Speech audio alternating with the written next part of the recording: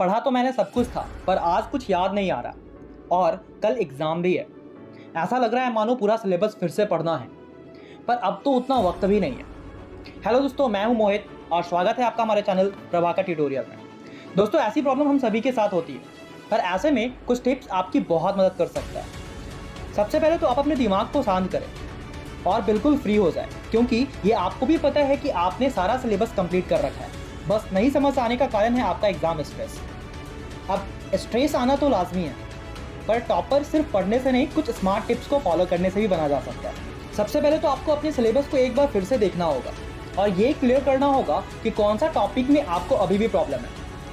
पर सबसे मजेदार बात यह है कि आपको इस टॉपिक पे ध्यान ना देकर उस टॉपिक पे ध्यान देना है जिस पे आपका कॉन्फिडेंस अच्छा है, यानी कि जो आपको लग रहा है आपका वह पार्ट ज़्यादा अच्छे से कंप्लीट है।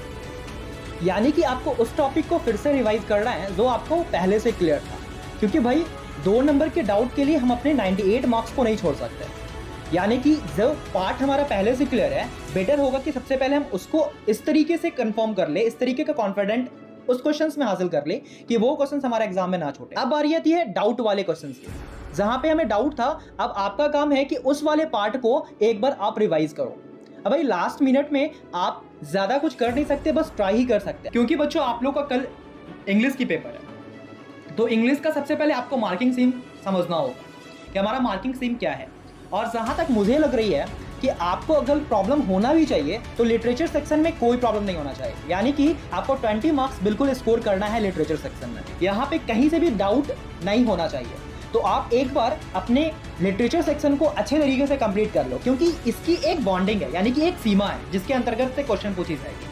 अब हम बात करते हैं पैसेज का। तो पैसेज में कुछ ऐसे क्वेश्चन पूछ दिए जाते हैं जहां पे आपको साइनोनिम्स या एंटोनिम्स तरीके का क्वेश्चन पूछा जाता है, जिसमें पैरा से यानी कि पैराग्राफ से रिलेटेड आपको कोई वर्ड ढूंढने होता है।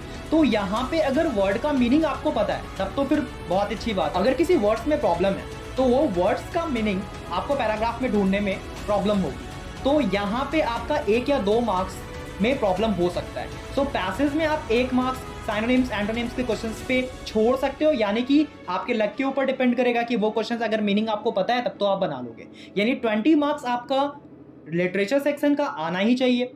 10 मार्क्स पैसेज में आपको 8 या 9 कवर अप करना ही करने हैं, क्योंकि 8 एंड 9 आपको पैसेज से रिलेटेड क्वेश्चन पूछे जाएंगे जो कि आप कर सकते हो।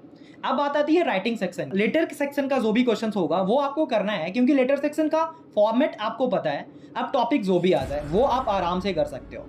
फिर बात आती है ग्रामर सेक्शन की। तो ग्रामर की भी कोई लिमिटेशन नहीं, क्योंकि ग्रामर की सिलेबस जो है उसकी बॉन्डिंग नहीं होती है। तो यहाँ पे अगर आपको डाउट लग रहा है तो आप एक बार यहाँ रिवाइज कर सकते हो और इस तरीके से आप 40 आउट ऑफ 39 और 38 के लिए कॉन्फिडेंट रहो। यानी कि हमें 38 या 39 नंबर स्कोर करने ही करने हैं। और 1 नंबर जो डाउट था, यानी कि जहां पे मैंने साइनोनिम्स एंटोनिम्स का क्वेश्चन किया जो कि पैसेज से रिलेटेड आएगा, तो वहां पे थोड़ा डाउट है। ये चीज टोटली डिपेंड करेगा आपके लक के ऊपर कि अगर वो टॉपिक आ जाए जिसका मीनिंग आपको पता है।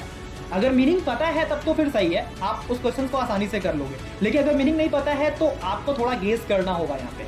तो फ्रेंड्स, मैं आपको लास्ट टिप में यही बताना चाहता हूँ कि स्ट्रेस मत लीजिए, क्योंकि स्ट्रेस वो चीजें को भी पीछे ले जाएगा जो आपका पहले से क्लियर है।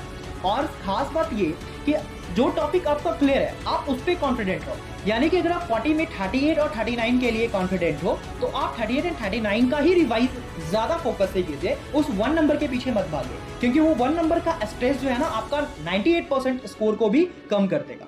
तो स्टूडेंट्स, आप लास्ट मिनट में स्ट्रेस फ्री रहो और खुल के एग्जाम दो। Best of luck, good day.